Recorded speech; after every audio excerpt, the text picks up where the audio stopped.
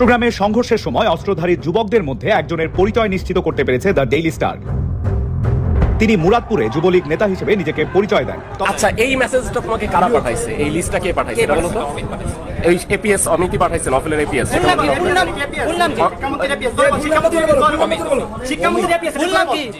এই ছাত্র জনতার অগ্নিস্ফুলিঙ্গ দেখেও যদি শেখ হাসিনার ফাঁসিবাদের গোলামি করেন, পুলিশের পোশাক পরে নয়, মুজিব কোট পরে রাজপথে।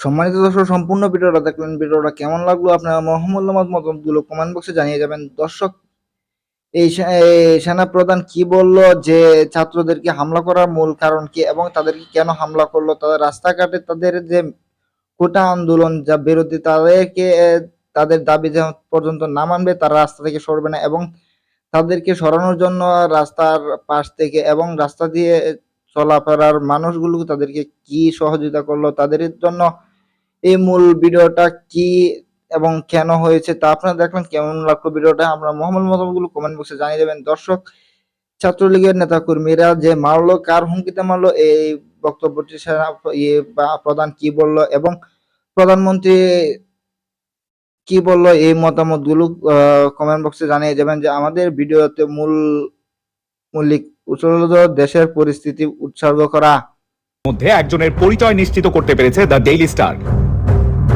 তিনি মুরাদপুরে যুবলীগ নেতা হিসেবে নিজেকে পরিচয় দেন। তবে ছাত্রলীগ ও যুবলীগের নেতারা বলছেন ফিরোজ আগে শিবির করতেন। তিনি শিবির ক্যাডার ফিরোজ নামেই খ্যাত। পরে দল বদলে যুবলীগের রাজনীতি শুরু করেন। সবশেষ চট্টগ্রামে স্কুল ছাত্রী তাসফিয়া হত্যা মামলায় গ্রেপ্তার হয়েছিলেন তিনি।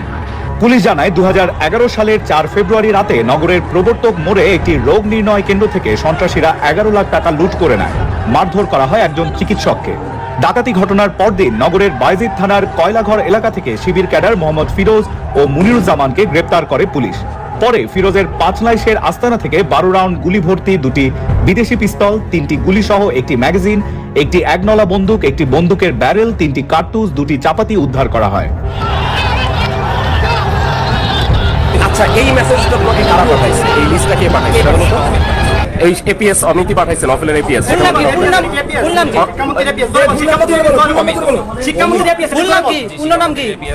অমিত কুমার বসু বলছিল, এখন বারবার অমিত কেন বলতেছো?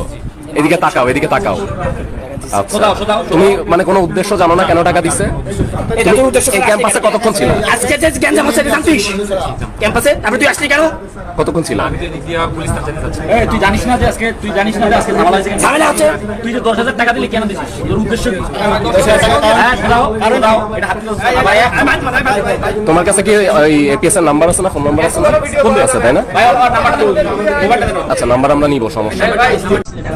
আমি পুলিশ থানায় যেতে চেয়েছিলাম এবং রিক্সা করে তখন আমাকে আন্দোলন। আচ্ছা, আজকে ভালো কথা। তুমি যে মহসিন হলে টাকা দিতে আসলা, তার নাম কি? মহসিন হলে টাকা বলতে কি আমাকে শিক্ষামন্ত্রী পিএস অমিত বলছিল যে জোরে বলো, শিক্ষামন্ত্রী পিএস মুখ্যমন্ত্রী, জোরে বলো, এপিএস এর নাম বলো, শিক্ষামন্ত্রীর নাম বলো, এপিএস এর নাম বলো। নাম বলো। আর এপিএস এর নাম কি? মহিবুল হোসেন চৌধুরী। আচ্ছা, সে কি বলছে? কি বলছে? সে বলছে যে ছোট ভাইকে 10,000। কোথাকার ছোট ভাই? আচ্ছা আচ্ছা, একটু মারিস না এখন। আরে রনি ভাই ভিডিও। আচ্ছা, আমি একটু বলি। সে কি বলছে? বলছে মহসিন হলে ছোট ভাই ছোট হোসেনকে 10,000 টাকা দিতে। হোসেনের পোস্ট কি? হোসেনের পোস্ট সম্ভবত সেক্রেটারি, মহসিন হলের সেক্রেটারি। তুমি তাকে টাকা দিতে আসছো তাই না? তোমার হোয়াটসঅ্যাপে আরো 5 জনের নাম ছিল ওই তার সাথে, তাদেরকে টাকা দেওয়ার ব্যাপারে মানে মোটামুটি তুমি 50,000 টাকা। দাঁড়াও, না বললো না। তোমার হোয়াটসঅ্যাপে তুমি যা লিখছো, মেসেজ দিছো, ওটাই বলতেছি আমি। তো তুমি তাদেরকে 50,000 টাকা দিছো, এটা স্বীকারোক্তি দিছো যে হ্যাঁ দেয়া হয়ে গেছে। এই ব্যাপারে তুমি কে দিছে এই টাকাটা? কে দিছে? তুমি কেন হ্যাঁ বলছো? তুমি দাও না, ওই টাকাটা তোমার কাছে আছে তাই তো? তাহলে তুমি বলছো কেন আমার দেয়া হয়ে গেছে? টাকা না থাকলে দিব কোথায়? তাহলে দেয়া হয়ে গেছে বলছো কেন? আমার কাছে 10,000 ছিল, 10,000 দেয়া হয়ে গেছে কেন বলছো? আর তুমি যে বললা হ্যাঁ দেয়া হয়েছে, সেই টাকাটা কে দিছে, কাকে দিছে? সেটা আমি জানি না। আমি ওনাকে বলাইছি যে দেয়া হয়ে গেছে, ওই যে লিস্টে সবাইকে দেয়া হয়ে গেছে, আর সুলতানকে দিছি, এটাই আমি বলছি দেয়া হয়েছে। এই টাকাটা তোমাকে কখন আজকে দিতে বলছে? আন্দোলনের পরে?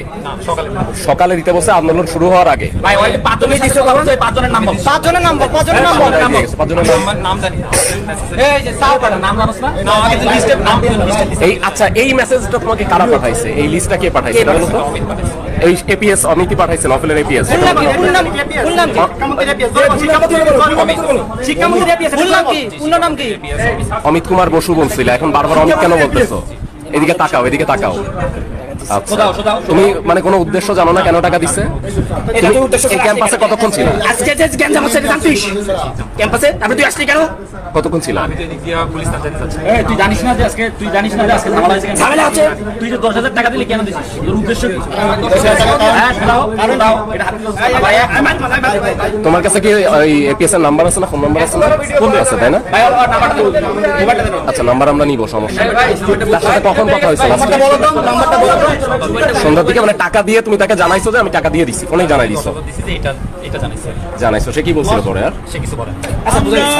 পুলিশ প্রশাসনকে পরিষ্কারভাবে বলে দিতে চাই, এই ছাত্র জনতার অগ্নিস্ফুলিঙ্গ দেখেও যদি শেখ হাসিনার ফাঁসিবাদের গোলামি করেন, পুলিশের পোশাক পরে নয়, মুজিব কোট পরে রাজপথে নামুন, আপনাদের সাথে বোঝাপড়া হবে। ঢাকা বিশ্ববিদ্যালয়ের ছাত্ররা বিজেপিকে 1 ঘন্টা সময় দিয়েছে ক্যাম্পাস ত্যাগ করার জন্য। আমি সমস্ত বিশ্ববিদ্যালয় কলেজে যেখানেই পুলিশ প্রশাসন অবস্থান নিয়েছেন, শান্তিপূর্ণভাবে আহ্বান জানাচ্ছি, সমস্ত জায়গা থেকে আপনারা সরে যান, আপনারা ছাত্রদের মুখোমুখি হবেন না। এই ছাত্ররাই আপনাদের ভাই, আপনাদের ভাগিনা, আপনাদের স্বজন, আপনাদের সন্তান। কাজেই একজন নব্য হিটলার খুনি শেখ হাসিনাকে রক্ষা করতে গিয়ে আপনাদের হাত আপনাদের ভাই বোনদের রক্তে রঞ্জিত করবেন না। আজকে দেশে আপনারা দেখেছেন উচ্চ আদালত এই কোটা ব্যবস্থার যৌক্তিক সংস্কার না করে, সমাধান না দিয়ে 4 সপ্তাহের স্ট্যাটাস কো দিয়ে একটা জটিল পরিস্থিতি তৈরি করেছে। প্রধানমন্ত্রী উস্কানিমূলক বক্তব্য দিয়ে ছাত্রদের শান্তিপূর্ণ আন্দোলনকে সহিংস করে তুলেছেন। কাজে আজকে বিচার।